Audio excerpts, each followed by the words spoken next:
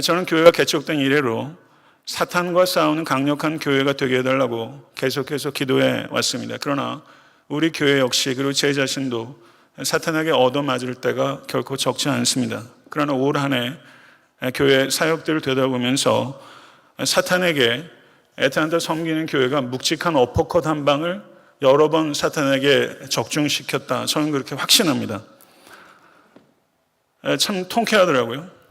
그런데 저는 시편 34편이 추수감사절에 일반적으로 하는 본문은 아니고 감사란 말 자체도 사실 없죠. 그런데 저는 시편 34편이 다윗이 사탄에게 먹인 강력한 어퍼컷 한 방과 같은 그런 시다. 저는 개인적으로 그렇게 생각이 됩니다. 왜 그러냐면요. 다윗이 시편 34편을 쓸 때 도저히 감사할 수 없는 상황입니다. 그런데 그런 상황들 위에서 계시고 모든 상황을 통제하고 계시는 하나님의 영광스러운 이름을 다윗은 힘써 높이고 있습니다. 권투를 하게 되면 서로 상대방이 권투하는 사람들은 되게 눈이 빠릅니다. 주먹을 다 봐요. 그런데 예상하지 못했던 각도에서 날아오는 주먹은 당황스럽거든요. 전 시편 34편이 다윗이 예상치 못한 각도에서 사탄에게 적중시킨 하나의 어퍼컷 펀치와 같은 그런 시다. 그렇게 저는 이해합니다. 본문을 여러 번 읽어도 논리적으로 구분하기가 결코 쉽지 않았습니다. 그러나 대략적인 구조를 보게 되면 1절부터 7절은 프레이즈에 초점이 있고 8절부터 14절은 권면에 초점이 있고 그리고 15절부터 22절은 진리를 프로클레이션 하는 곳에 초점이 있다. 이렇게 대략적인 구조를 먼저 이해하고 아까 서두에 말씀드렸던 것처럼 오늘 설교는 추수감사절이기 때문에 절을 따라서 단락별로 강의하는 방식을 취하지 않고 감사에 초점을 맞춰서 다소 논리적인 연관성은 떨어진다 할지라도 좀 무질서한 방식으로 제가 설교하고자 합니다. 성도님들 각자 마음의 그릇에 하나님께 주신 은혜를 담으실 수 있기를 간절히 바라고 또 열렬한 마음으로 말씀을 전하고 받으실 수 있는 여러분과 제가 될 수 있기를 간절히 바랍니다. 시편 34편의 배경은 사무엘상 21장 10절에서 15절입니다.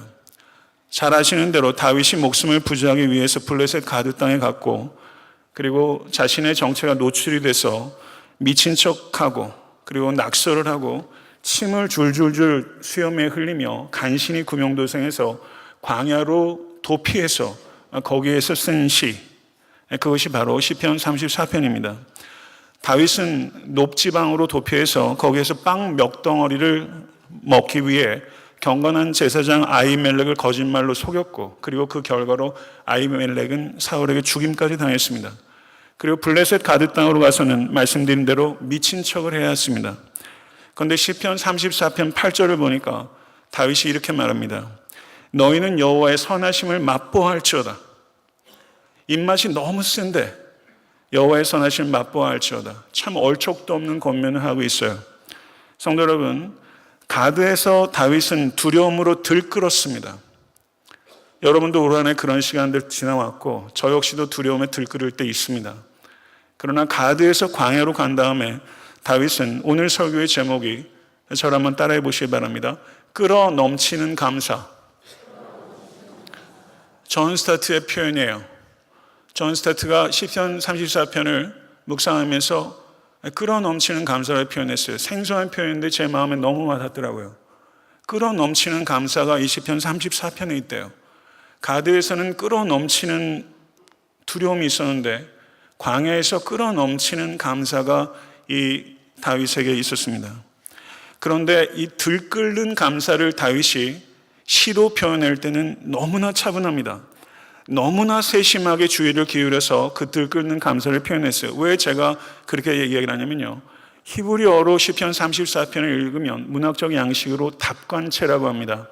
답관체는 알레프, 베트, 김멜, 달렛 이렇게 해서 히브리어 알파벳 순서에 따라서 매우 정교하게 이 시편을 쓴 거예요. 알파베티컬 올더로 시편 34편을 썼어요. 다윗은 지금 들끓는 고난의 용광로 속에서 담금질되고 있습니다. 그런데 다윗은 자신의 고난을 하나님의 섭리라는 틀 안에서 바라보기 시작하면서 그 들끓는 마음을 알파베티컬 순서에 따라서 차분하게 쓸 수 있을 만큼 다윗은 놀랍도록 안정되고 있는 것입니다. 블레셋 왕에게 피했던 다윗이 광야에서 비로소 하나님께 피하는 법을 저가 체득하기 시작했고, 인맥과 자원이 완전히 끊어진 절대 고독의 광야에 들어가면서 저는 절대자이신 하나님만 의지하는 법을 저가 체득하기 시작한 것이죠. 광야의 시간은 절대적으로 궁핍한 곳이지만 다윗은 그곳에서 하나님의 무한한 풍요로움을 맛보기 시작한 거예요. 그래서 다윗은 이제 고난이 시작입니다. 그런데 고난을 한 단계 한 단계 돌파하면서 다윗은 한 단계 한 단계 하나님을 아는 지식과 그리고 하나님을 높이는 예배에 있어서 성장하고 있습니다. 성도 여러분, 올 한 해 지금 이 자리에 있기까지도 여러분도 적지 않은 고난의 관문을 통과하셨습니다. 성도 여러분, 고난이 달가운 사람 한 사람도 없죠. 광야 나가기 싫습니다. 그러나 그곳을 통과하면서 하나님을 아는 지식과 그리고 하나님을 높이는 예배에 있어서 한 단계씩 우리가 자라왔다면 성도 여러분, 참 뜻깊은 한 해가 된 것이죠. 다윗은 이와 같은 들끓는 감사를 이렇게 표현했습니다. 1절을 한번 보시죠. 다 같이 한번 읽겠습니다. 마음을 담아서 1절 말씀 다시 한번 읽겠습니다. 내가 여호와를 항상 송축하며 내 입술로 항상 주를 찬양하리이다. 아멘. 성도 여러분, 마음을 좀 담으세요. 좀 뜨거워져야 합니다. 항상 송축하며 항상 주를 찬양하리이다. 이게 항상이란 말을 빼면 말이 되는데 이게 항상이 들어가 있어요. 예배한다는 말이 성경 언어로 보게 되면 무릎을 꿇다라는 뜻입니다. 예배는 반드시 겸손함이 있어야지 드리는 행위예요. 그리스도인의 겸손은 무엇인가? 우리의 삶의 형편이 어떠하든지 하나님께서 항상 찬양받으시기에 합당하신 분이라는 것을 인정하는 것, 그것이 겸손입니다. 할렐루야. 여러분의 삶의 형편은 전혀 그렇지 않은데 하나님께서는 그럼에도 불구하고 찬양받으시기에 합당하신 분입니다. 이렇게 인정하는 것, 이게 겸손이에요. 성도 여러분, 내 입술로 항상 주를 찬양하는 성도에게는 항상 유익이 있습니다. 성도 여러분, 찬양의 가장 놀라운 유익은 무엇입니까? 영혼이 소생하고 기쁨이 소생하는 거예요. 인생의 최고의 기쁨은 무엇입니까? 월급 올라가는 거예요? 사업 잘 되는 거예요? 다 기쁘죠. 그런 기쁨도 좀 누리십시오. 그러나 인생의 최고의 기쁨은 주님을 기뻐하는 기쁨이에요. 주님을 기뻐하는 기쁨이 인생 최고의 기쁨이에요. 이 기쁨은 세상 사람들은 몰라요. 유빌라테 테오, 주님을 기뻐하라, 이런 뜻입니다. 라틴어입니다. 그래서 다윗이 이렇게 말해, 내 영혼이 여호와를 자랑하니니 곤고한 자들이 이를 듣고 기뻐하리로다. 영혼은 무엇입니까? 영혼은 내 자아 가장 깊은 곳에 있는 참된 나예요. 다윗은 그 깊은 곳에 있는 존재의 중심을 가지고 여호와 하나님의 성품과 능력과 계획과 섭리를 목청껏 높여드리고 있어요. 3절에서 다윗은 또 이렇게 말합니다. 3절 말씀 다 같이 한번 읽도록 하겠습니다. 나와 함께 여호와를 광대하시다며 함께 그의 이름을 높이세. 여기서 함께라는 말이 강조가 되고 있는 것을 볼 수 있습니다. 광대하시다. 여호와는 광대하십니다. 그런데 광대하시다라고 번역되는 성경 원어는 위대하게 만들다라는 뜻입니다. 하나님을 우리가 위대하게 만들 수 없습니다. 왜냐하면 하나님은 완전하시기 때문입니다. 그런데 여호와는 광대하시다. 우리가 함께 노래하는 것은 하나님께서 위대하시다는 것을 우리의 입술과 삶을 통해서 나타내서 주변 사람들과 함께 여호와 하나님의 위대하심을 높이는 것, 그것을 지금 다윗이 이야기하고 있는 것입니다. 성도 여러분, 저도 제 개인의 삶 속에서 하나님의 위대하심을 맛보아 아는 사람입니다. 이 자리에 계신 성도님들 한 분 한 분도 여러분의 삶의 정황 속에서 하나님의 위대하심을 특별한 개인적인 삶의 상황들 속에서 경험하신 것입니다. 애타한테 섬기는 교회는 하나님의 위대하심을 나누는 믿음의 공동체입니다. 하나님의 위대하심을 더 알기 위해서 하나님의 위대하심을 나눌 수 있는 공동체는 참으로 중요한 것입니다. 여러분 속한 목장과 성도들 간의 교제 속에서 성도 여러분, 하나님의 위대하심을 나타내시는 모든 권속되실 수 있게 되기를 간절히 축원합니다. 4절을 보게 되면요, 다윗이 이렇게 말합니다. 내가 여호와께 간구하며 내게 응답하시고 내 모든 두려움에서 나를 건지셨도다. 다윗이 경험한 하나님의 위대하심을 찬양하고 있습니다. 다윗은 하나님을 찬양할 수 없는 객관적 삶의 현실 속에 있습니다.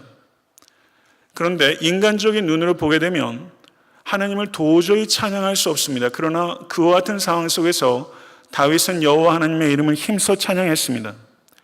성도님들의 삶의 현실이 하나님을 도저히 찬양할 수 없는 그런 숨막히는 삶의 현실일 수 있습니다. 그러나 성도 여러분, 그 순간에도 하나님을 찬양하십시오. 찬양할 수 없는 객관적 상황 속에서 하나님의 이름을 찬양할 때 찬양하는 자의 영혼은 가장 고양될 것이고, 그리고 하나님의 임재 가운데 가장 충만해지게 될 것입니다. 도저히 찬양할 수 없는 삶의 환경이 여러분과 저에게도 있었어요. 올 한 해도 있었어요. 그런데 그 순간에도 하나님을 찬양할 때 저는 그러면 참 눈물이 쏟아지더라고요. 아마 그렇게 많이 우셨을 거예요. 그런데 어때요? 제가 찬양하다 많이 울어요. 제가 그렇게 감상적인 사람이라서 그런 건 아니에요.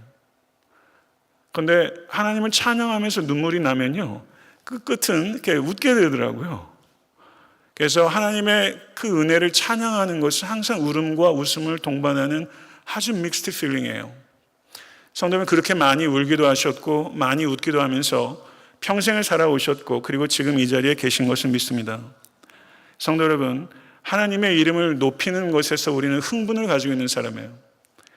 이 하나님의 이름만이 높여지는 그 흥분된 기대감이 저는 이 예배 가운데 가득할 수 있게 되길 간절히 바라고, 여러분의 평생의 삶 가운데 여호와 하나님을 높이는 그 흥분된 기대감이 결코 사그라들지 않으실 수 있게 되기를 간절히 바랍니다. 5절 말씀을 한번 보세요. 힘있게 한번 읽어보십시다. 5절 말씀, 그들이 주를 앙망하고 광채를 내었으니 그들의 얼굴은 부끄럽지 아니하리로다. 앙망한다 라고 번역되어 있는 성경 원어는요, 올려다보다 이런 뜻이에요. 주의 깊게 올려다보다. 주님의 얼굴을 주의 깊게 올려다보는 사람은 그 얼굴에 광채가 난다는 거예요. 모세가 시내산에서 그랬어요. 40일 동안 주님의 얼굴을 올려다봤을 때 그 얼굴에 광채가 났어요. 성도 여러분, 하나님의 얼굴을 주의 깊게 올려다보십시오. 그래서 여러분의 얼굴에 광채가 나기를 간절히 축원합니다. 그런데 6절 말씀 보세요. 이 곤고한 자가 부르짖음에 여호와께서 들으시고 그의 모든 환난에서 구원하셨도다. 지금 사무엘상 21장에서 다윗은 이제 환난이 막 시작됐어요. 젊어서 그런지 말이 좀 앞서는 것 같아요. 모든 환난에서 구원하셨도다. 섣부른 말이다. 그렇게 생각 들 수 있죠. 근데 가만히 생각해 보니까 섣부른 말이 아니었어요. 모든 환난에서 구원하셨도다. 다윗의 삶 속에서는 환난의 연속입니다. 근데 모든 환난에서 구원하셨도다 라고 말하는 것은 섣부른 치기가 아니라 이건 믿음의 선포입니다. 그리고 다윗은 믿음대로 선포했고 믿음대로 살았고 믿음대로 승리했습니다. 그리고 하나님께서 모든 환난에서 구원하셨도다 다윗이 선포했던 것처럼 다윗의 삶 속에서 그렇게 역사하셨습니다. 성도 여러분, 모든 환난에서 하나님께서 여러분을 구원하실 것입니다. 믿으십니까? 구원하셨다라고 번역되는 성경 원어가 기억하세요. 넓혀주다 이런 뜻이 있어요. 구원하셨다라는 뜻이 원어적으로 넓혀주다 이런 뜻이 있어요. 여러분과 제가 경험하는 고난을 하나님께서 두 가지 방법으로 해결해 주시는데, 하나는 고난 자체를 없애주시기도 하고, 하나는 고난 한가운데 있을 때, 그 좁은 고난 한가운데 있을 때 하나님께서 내가 서 있는 땅을 넓혀주시는 거예요. 구원은 그렇게 넓혀주시는 거예요. 성도 여러분, 공간을 넓혀주시는 거예요. 하나님께서 바울이 고린도서 12장에 저가 질병을 낫기를 3번 간구했어요. 그러나 하나님께서 그 질병을 없애주지 않으셨어요. 다윗이 서 있는 공간을 넓혀주셨어요. 바울을 넓혀주셨어요. 그게 바울의 고백입니다. 고린도서 12장 8절 10절이에요. 이것이 내게서 떠나가게 하기 위하여 내가 3번 주께 간구하였더니 나에게 이르시기를 내 은혜가 너에게 족하도다. 이는 내 능력이 약한 데서 온전하여짐이라 하신지라.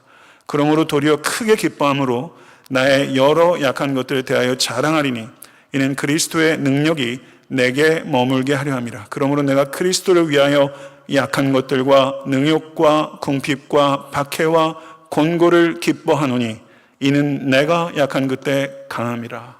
아멘. 바울이 서 있는 땅을 넓혀주신 거예요. 시편 34편 7절을 보니까 여호와의 천사가 주를 경외하는 자를 둘러 진치고 그들을 건지시는도다. 열왕기 하를 보게 되면요, 엘리사의 사환이 엘리사가 기도할 때 저가 불병과 불말을 볼 수 있었어요.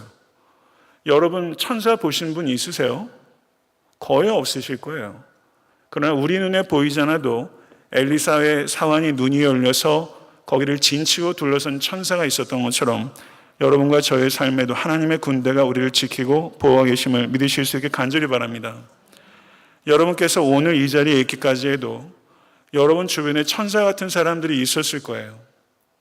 여러분 평생에 지금 여러분이 되실 수 있도록 천사처럼 여러분 주변에 계셨던 분들이 있을 거예요. 그분들을 주의 천사라고 부르는 것이 잘못된 거라고 저는 생각하지 않습니다. 단순하게 영적인 존재만을 얘기하는 것이 아니라 정말 우리를 진치고 있는 천사 같은 사람들이 있어요.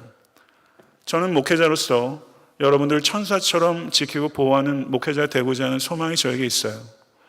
올 한 해 여러분이 살아오면서 성도 여러분, 누군가에게 천사가 되어줄 수 있는 기회가 있으셨을 거예요. 많이 놓치지 않으셨어요? 여러분이 누군가에게 천사가 되어줄 수 있는 기회가 있으셨잖아요. 올해 많이 놓치셨다면 내년엔 놓치지 마십시오. 그래서 그분이 여러분의 도움을 통해서 천사가 나를 진치고 둘러쌌다는 고백을 여러분의 임재와 도우심 때문에 할 수 있다면 얼마나 가치 있고 의미 있는 일입니까? 8절을 보게 되면 다윗이 찬양에서 교훈으로 어조가 바뀝니다. 여호와의 선하심을 맛보아할지어다. 그에게 피하는 자는 복이 있도다. 여호와의 선하심을 우리는 관념적으로 알 때가 많습니다. 그런데 오감 중에서 이 다윗은 특별히 미각을 얘기를 하고 있어요. 여러분, 영적인 것에 대한 여러분의 미각이 예민해질 수 있게 되길 간절히 축원합니다. 여호와의 선하심이 단지 추상적인 개념으로 머물러 있지 않고 여러분의 감각을 통해서 실제 경험될 수 있게 되기를 바랍니다.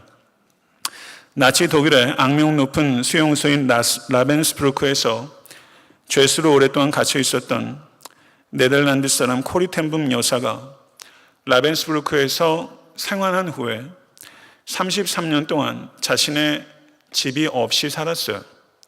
근데 85세 고령이 됐을 때 이 코리 텐붐의 친구들이 캘리포니아에 아담하고 아름다운 집 한 채를 마련해 줬어요. 그 친구들이 방문하고 기분이 좋은 거예요. 그래서 코리에게 말했어요. 코리, 너에게 이렇게 아름다운 처소를 하나님께서 주신 것을 보니 하나님은 참 선하신 분이셔. 이렇게 말했어요. 그런데 코리가 이렇게 대답했어요. 내가 라벤스부르크의 수용소에 있을 때도 하나님께서는 선하셨어. 이렇게 대답했어요. 다윗은 시편 23편 6절에서 내 평생의 선하심과 인자심이 정녕 나를 따르리니 내가 여호와의 집에 영원히 거하리로다. 이렇게 말했어요. 전 다윗의 이 고백을 코리 텐붐의 고백처럼 조금 각색해 봤어요. 아마 다윗은 이렇게 말할 거예요. 내가 아기스 앞에서 미친 척을 해했을 때도 하나님께서는 선하셨어. 내가 내 친아들 압살롬에게 쫓겨 도성을 도망쳐 했을 때도 하나님께서는 선하셨어. 저는 이렇게 다윗이 이야기하는 거라고 생각합니다. 다윗은 사망의 음침한 골짜기를 누구보다도 많이 경험한 사람이에요. 저도 올 한 해를 이렇게 지나면서 이렇게 지우개로 슥슥슥 지우고 싶은 시간들이 있어요. 솔직히 말하면요, 제 자신에 대해서도 지워버리고 싶은 시간들이 여태까지 살아오면서도 저에게도 사실 적지 않았습니다. 여러분의 삶 가운데서도 정말 다시 생각하는 것이 너무 끔찍하게 지워버리고 싶은 시간들이 적지 않게 있을 거예요. 그렇지만 성도 여러분, 내가 라벤스부르크에 있을 때도 하나님께서는 선하셨어. 내가 아기스에서 미친 척을 할 때도 하나님께서는 선하셨어 라고 고백할 수 있다면 여러분과 저는 이 아침에 이렇게 고백할 수 있어야 합니다. 내 삶의 어느 한순간에도 하나님께서는 선하지 않으신 적이 없었습니다. 진실로 이렇게 고백하실 수 있는 이 추수감사절 아침 될 수 있게 되기를 간절히 바랍니다. 여러분이 그리고 내가 이해할 수 있든 이해하지 못하든 내가 좋아하든 좋아하지 않든 여호와 하나님께서는 항상 그리고 영원토록 선하시다는 것을 진실로 믿음으로 받아들이실 수 있는 이 자리에 계신 모든 권속되실 수 있게 되기를 나사렛 예수 그리스도는 간절히 축원합니다. 사자 중에서 젊은 사자는 힘을 의지하는 존재예요. 다윗은 젊은 사자는 궁핍하여 줄일지라도 라고 말하면서 여호와를 찾는 자는 모든 것에 부족함이 없으리로다. 다윗은 참된 성도는 젊은 사자와 같이 힘을 찾는 존재가 아니라 여호와를 찾는 존재고, 참된 성도의 진정한 만족은 여호와를 찾는 데 있다라고 이야기를 하는 것입니다. 성도 여러분, 모든 좋은 것에 부족함이 없으리로다. 이 말은 성도 여러분, 여호와를 찾는 자는 다 소원 성취한다 이런 뜻이 아닙니다. 우리는 우리의 소원을 다루는 법을 배워야 합니다. 우리의 소원이 이루어지는 것이 다 선한 것이 아니라는 것을 받아들이십시오. 여러분과 저의 소원은 하나님의 뜻으로 정화되고 성화되어야 된다는 것을 진실로 받아들이실 수 있게 간절히 바랍니다. 진정으로 성숙한 성도는 누구인가? 다른 사람들이 볼 때, 인간적인 눈으로 볼 때 선한 것이 결여되어 있는 그 순간에도 여호와 하나님의 선하심을 맛보는 사람, 그 사람이 진정코 성숙한 성도입니다. 이 맛 보시는 성숙한 그리스도인 되실 수 있게 되기를 간절히 축원합니다. 18절에 19절로 건너뛰겠습니다. 거기에 뭐라고 말하냐면요, 18절과 19절 제가 읽겠습니다. 다 같이 한번 읽죠. 여호와는 마음이 상한 자를 가까이 하시고 충심으로 통행하는 자를 구원하시는도다.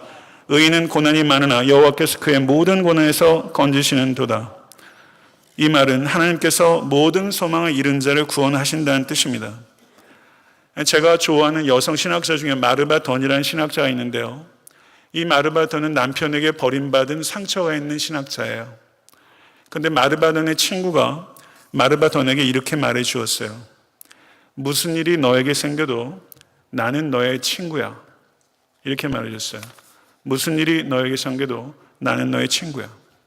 요한복음 11장 11절에서 예수님께서 우리 친구 나사로가 잠들었도다.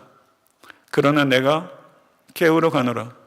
요한복음 15장 15절에서 이제부터는 너희를 종이라 하지 아니하리니 종은 주인이 하는 것을 알지 못함이라. 너희를 친구라 하였노니 내가 내 아버지께 들은 것을 다 너희에게 알게 하였음이니라. 아멘. 믿으십니까?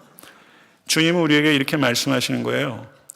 무슨 일이 너에게 생겨도 나는 너의 친구야. 이렇게 말씀하신 것입니다. 삶이 부러진 사람들이 있습니다. 여러분은 여러분의 삶이 부러졌다고 생각하지는 않습니까? 꿈도 소망도 반토막 나가지 있는 사람들이 있습니다. 그러니까 주님께서 무슨 일이 너에게 생겨도 나는 너의 친구야. 이렇게 말씀합니다.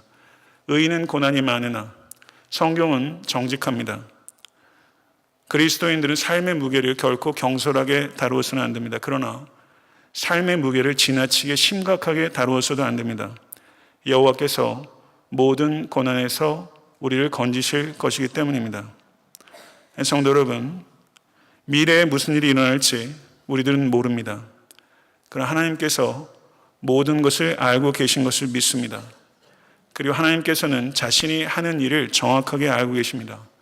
그리고 하나님께서는 궁극적으로 우리들을 모든 고난에서 건지실 지혜와 사랑과 능력의 하나님이십니다. 성도 여러분, 오늘 저는 시편 34편 한 절 한 절을 강의하는 것을 포기했습니다. 그러나 여러분과 제가 이 다윗이 시편 34편을 쓴 감사로 들끓는 마음을 조금이라도 더 이해하고 여러분과 저도 감사로 들끓는 영혼이 될 수 있으면 참 좋겠습니다. 저도 목회자로서 제가 견뎌야 되는 싸움 중에 하나는, 저는 저를 알잖아요. 제가 부족한 걸 저는 알잖아요. 전 그런 걸 특별히 심각하게 느끼는 이유의 성향을 가지고 있고, 그게 참 힘들어요. 근데 뭔가 부족하니까 하나님만 더 보게 되고, 뭔가 부족하니까 하나님만 더 듣게 되고, 뭔가 부족하니까 하나님만 더 원하게 되고, 그래서 하나님만 더 원하게 돼서 내 부족함이 결과적으로는 내가 부족하지 않은 인생을 살아가게 하는데 내 부족함이 수고하고 있다는 생각이 미치더라고요.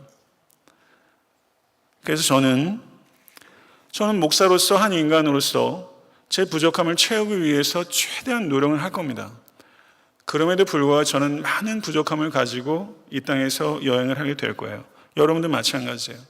그러나 저는 오늘 이 추수감사절 아침에 하나님 제게 부족한 게 있어서 하나님 참 감사해요. 우리 에트란타 성경 교회가 많이 부족한 것이 있어서 아플 때도 있지만 하나님 참 감사해요. 이런 생각이 저는 들더라고요. 여러분의 삶에도 부족한 것들이 있으시지만 그 부족한 것들 때문에 하나님을 더 앙망하게 되고 더 듣게 되고 더 바라게 된다면 그 부족한 것이 얼마나 축복이 되겠으며 그 인생이 얼마나 아름답고 열매 맺어 갈 수 있겠어요. 오늘 설교의 요점들을 제가 무질서하게 이야기하면서 좀 몇 가지를 그냥 나열하고 오늘 말씀을 맺고자 합니다. 정말 보잘것없는 나를 발견하는 것 항상 힘듭니다. 그러나 그것은 가치 있는 일입니다.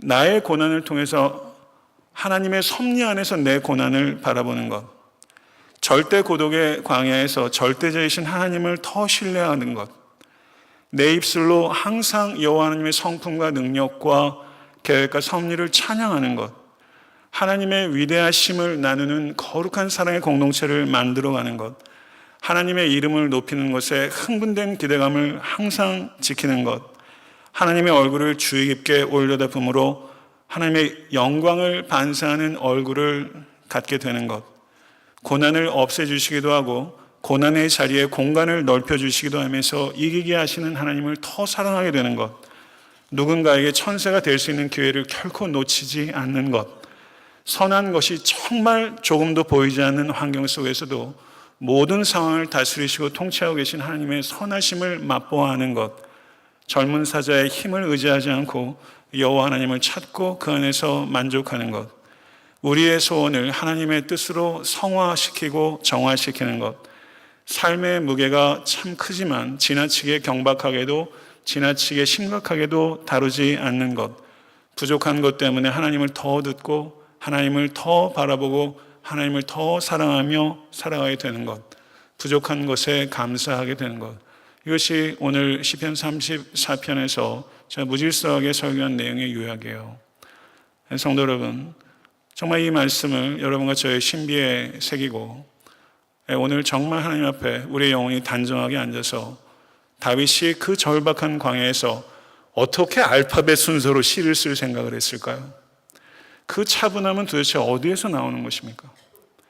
저는 여러분과 제가 하나님의 은혜 안에 거함으로 말미암아 성도 여러분 차분하게 알파벳 순서로 여호와 하나님을 높였던 것처럼 여호와 하나님만이 이 추수감사 이 아침에 높여지는 귀한 아침 될 수 있게 되기를 우리 주 예수 그리스도의 이름으로 진심으로 여러분들을 축복하고 축원합니다.